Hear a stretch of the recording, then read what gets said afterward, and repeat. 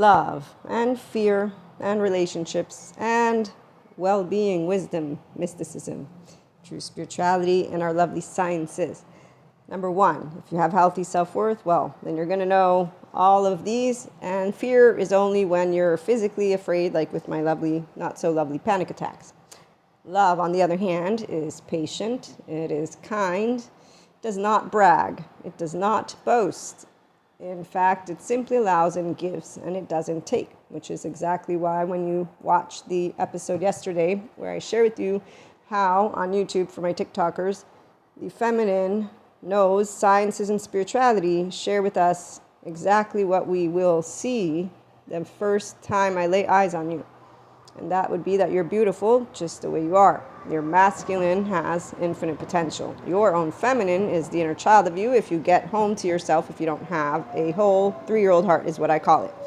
I have a whole 3-year-old heart because I have secure attachment my first year of life, and then I have a mom who did not shame me in any way, shape, or form with any of my child emotions, and I'm still a child adult, like a Peter Pan. But one who doesn't have lost boys, lost girls, or lost days, because I'm not a lost Peter Pan. I know my family is a securely attached family with healthy self-worth, and I got to learn exactly how to talk to you about what other people say about me. Yeah, it doesn't matter, not even a little bit. The only time it mattered once, I was a teenager, and I said, I'm presented with a dilemma. Nope, no dilemmas for those of us who use our prefrontal cortex. It's called, I have emotions, I have thoughts. So you come here for self-help and spirituality because you're ready to do mindset, mindfulness, mindsight. They're not just practices. As Sadhguru shares, spirituality is not a career, it's a lifestyle. And I will say, AKA, you in your restorative embodiment, self-aware, accountable, regulating human being bodies. So this indicates for those in 5D collective lifestyle, like our solo polyamory community, we're not to be, oh my God, they called me a whore, how offensive. No, not really.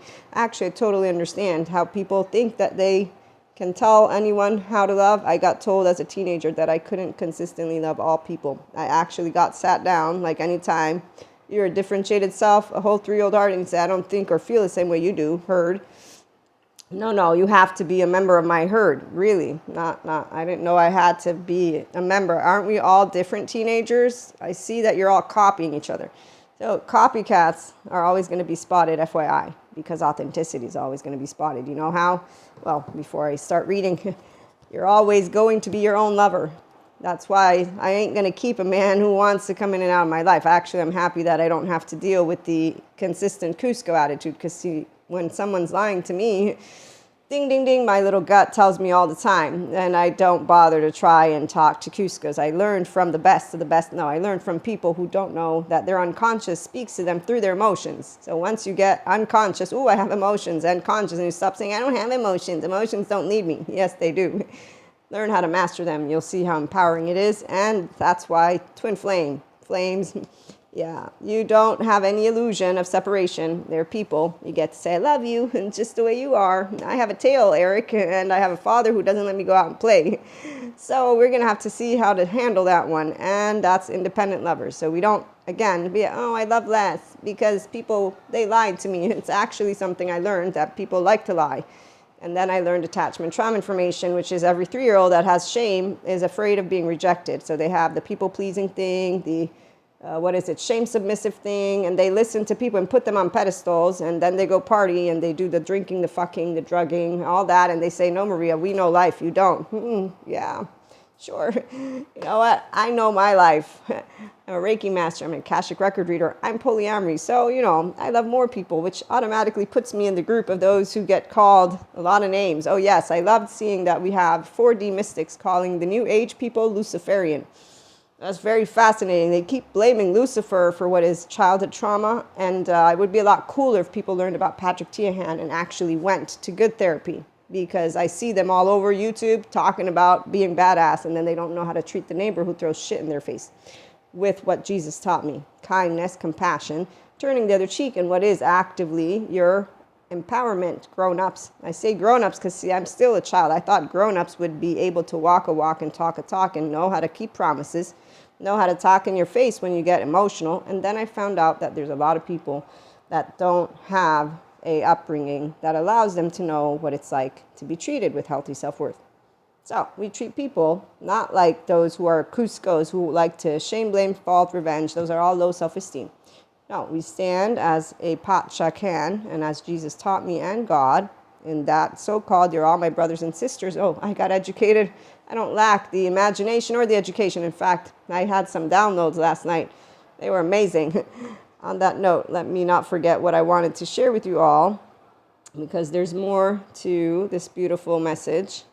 One, everything in this lovely existence is the same energy. An actual mystic would know it, which is why they don't wear mantles and capes and think of doing superhero, supervillain. It's ridiculous. Or being special keys. The one key to your heart is you. I told this lovely human being when we were talking about the beauty of Jesus. He said, yes, Maria, Jesus helped us to know how to be there for each other, but he didn't give us the key to helping people to get out of suffering. I said, yes, he did. You choose if you're going to stay open-hearted or closed-hearted the first time that you get broken-hearted. If you can do that. Not the 3-year-old with shame. Not the 1-year-old with no secure attachment. They need to get their self-lens first. And if they have borderline personality or narcissism or sociopathy or psychopathy, they need somebody to share with them, here's your lens. But they need to be self-aware in a way of caring to live a true spirituality life. I care about my human herd. If they don't, then they end up in Michael Stone. He's a forensic criminologist. Yes, his evil scale. They all need therapists. In fact, I surround them with my magical powers as a 5D mystic in the Enlightenment Soul Age group, because I got smart people who say, okay, it's the end of the world, so you love all people equally. You decided to stick with this story, that you are unconditionally loving. You find them all worthy, Maria. How about this? You have to choose who you're going to put in a volcano. Sure, there's people. I was like, yeah, you know what? You make a good point. I need to have that just in case I get cornered by somebody who says you can't love all people. And technically, I can love all people and not want to be friends with them. We have a person, I share a funny story about that one. 50-plus-year-old man, very, very sad. The spiritual process, not a career, it is a way of life. Thank you, Sadhguru. And also, there's another quote that I've read to you before, but it's too good to not share again. And it is, if you think you can half-heartedly love someone, there is no love. It is either 100% or 0. And you know, when I decided not to become a physical mom, it was a couple of things that had me thinking about, I don't want kids. I want to help people, one. If I want to help people, then I'm going to devote myself to helping people. And if I have children, I'm going to devote myself to my children. And it's not because you can't do more than one thing. It's that I'm the mother who decided to bring them to Earth. On a planet that is suffering and people who don't believe in unconditional love. It's pretty big. I'm going to bet a mother that is, it's a good thing I didn't have kids, by the way. They would totally not be, I think, as appreciative of my unconditionally loving manners, because then we also know the world is a dangerous place. So there's something within you which is longing to be spiritual. Spiritual does not mean looking up or down, or praying or going to the temple, said Guru.